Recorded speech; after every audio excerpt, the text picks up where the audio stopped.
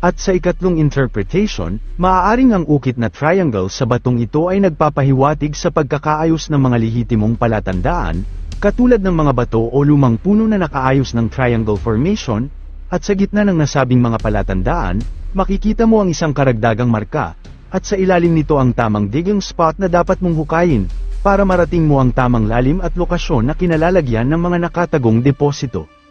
Ngayon ang tanong, gaano kalalim ang dapat hukayin, upang marating ang tamang lalim na kinalalagyan ng mga mahahalagang bagay.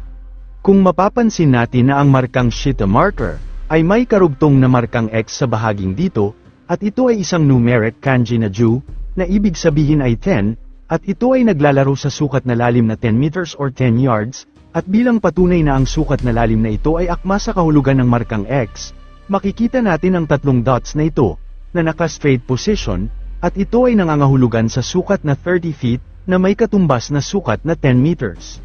Ngunit kung sakaling ang batong ito ay matatagpuan sa isang bahagi na malapit sa lokasyon na kinalalagyan ng isang Y creek or Y road, ito ay higit na nagpapatunay na ang opening o hidden tunnel entrance, na may haba na 10 meters or 30 feet, ay matatagpuan mismo sa ilalim ng batong ito.